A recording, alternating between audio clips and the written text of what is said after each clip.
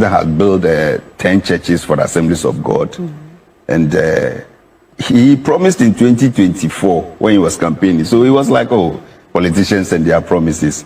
The Okaso Besi National Cathedral, Wanyama. So like that, but within 1 year, he delivered all 10 churches with accommodation, fully furnished with instrument and everything. Assemblies of God. Assemblies of by God. The president. It's not even 1 year. Yes. 6 months. He promised that in November in Navrongo. Okay, so let's take a look at that project. The president had. Do 2,000 capacity accommodation in our womb, not enough for 2,000 capacity to the Assemblies of God. Makumakudu. And another cathedral kitoi kura wantimansi. Nti so bi okaboma the money involved no such a national cathedral na mo se yenchi na nado ne na busuafo nwe na one na busuafo abetu amana. Se na nado anya sika nsi cathedral or a public figure and to be our every right or you're the president of the country. Asara was in the was mother memfa ho. Now, the source of funding, no dear, and President Mahama due to say, Obama Ghana for who say, Onya Sikawa he, and the DC Asora Dama Kuma could do. I will come the money involved, no, higher than the cathedral contract sum. And no, one, probity and accountability, as I say, here, 2, President Mahama Nyasikano he, and every man to be ano, or the man and this constituency party, no, so among final operations. Source of funding as a president, we must know. Tazin Ghana series na konanya nonkwa. Afi we fu se ni donko. Ho kra na me wa we na se mafufuo no. Afi we fu se ni donko. Ono akotena G1. Emo bi atiase se. President John Dramani Mahama ne bosha o share se obesi nsore mako edu. Adiama Assemblies of God no wasi.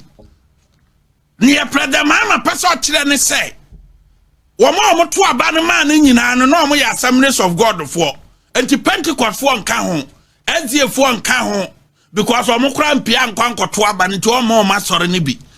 Pentecost for and Kahon because on cop Pentecost, Roman for and Kahon because on cop a Roman, a Presby for and Kahon because on co Roman. Anglican for Kahon because on call Anglican, Church of Christ in Kahon because on call Church of Christ, Apostolic in Kahon. Any individual churches is what one walk Roma. Moka say reset or mon Kahon because no mon at Tuabano, a Assemblies of God members in Kwan and a man who in power. Into a see a sorry Mako. Yes, who see a sorry more. Obiam found me a mimiti no. And coming now, say the corruption can't send there. Obia won't also hear in a show. Obia will criticize National Cathedral. Obia will suffer Panini Cassatia National Cathedral. Sasso Panino Adia Sora Maku do. Emma, ye see, I saw the damn Bakubia Fanny per 2,000 fully furnished. In the 5 northern regions, I will hand over at the Assemblies of God for not. The Deputy National Service Authority, the Akotana Hose, Nanado Caso Besi Cathedral, Ketua Wekurano, Wentimansi. Namon President Domama Kase, Obesi Asorada Maku, a do the Assemblies of God, no, were deliver.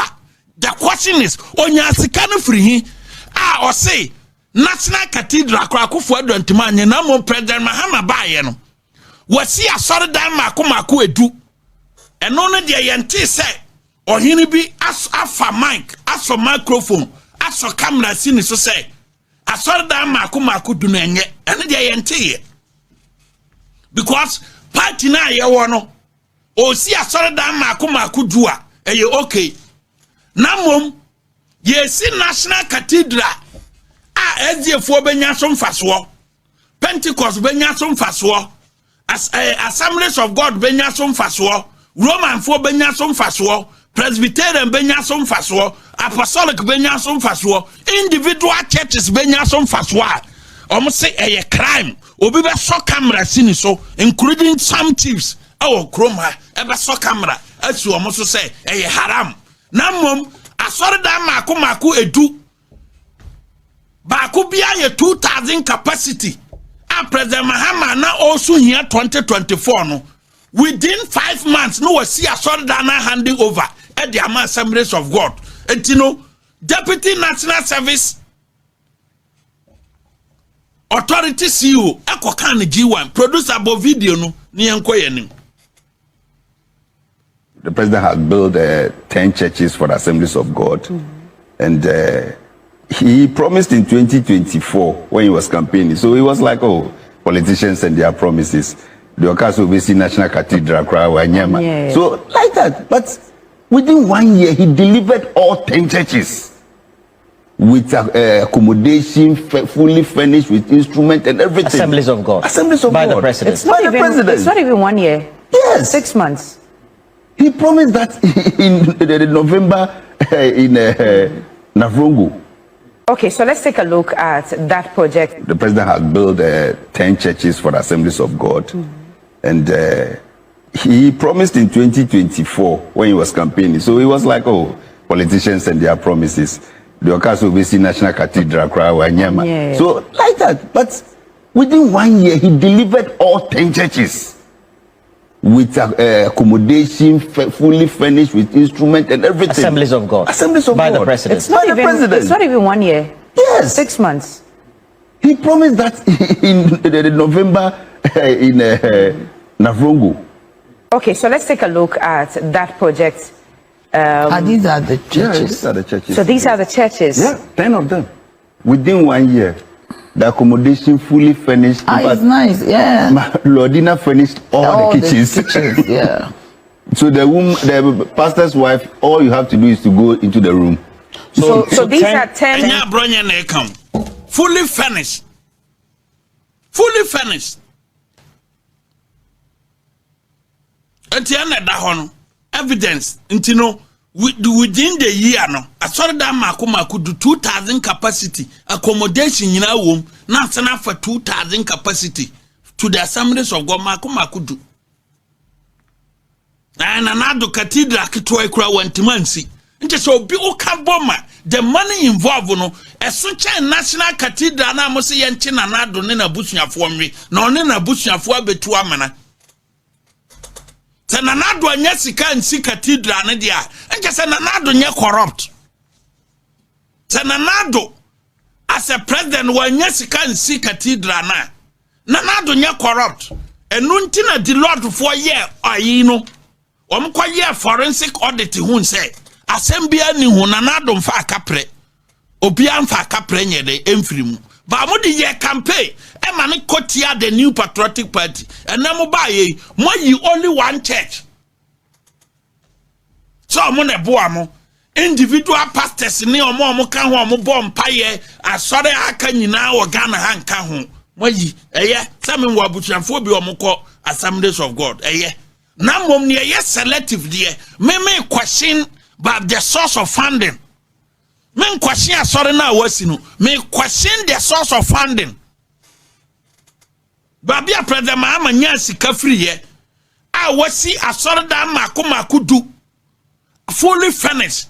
2,000 capacity. Edi ama Assemblies of God for. Because me wabutuafo mo ko Assemblies of God enye me ya. Na mom oye public figure there. Accountability onya sika no free na disi asore dan maku edu e the Assemblies of God ono ana ponti fuseni don kose national cathedral ketwa ikura kofu adwantimansi na president Mahama kan no kurenti asore dan abose a o se maku dunu wasi awie fully furnished e the amani nyame oye public figure and to obia or every right. Or you're the president of the country. Asara wasi ni dia wasi moda me memfa ho. Na mom the source of funding no dia e president Mahama due to say Obama Ghana fo ahu say onya sika wo he e na disi asore dan maku du a wo kamboma the money involved no e higher than the cathedral contract sum. Eno ye one probity and accountability as say ye aduma. 2 President Mahama nya sika no wo he na every month biano or the man NDC constituency party no so monfanye operations source of funding as a president we must know Producer enko break mmra na emewi.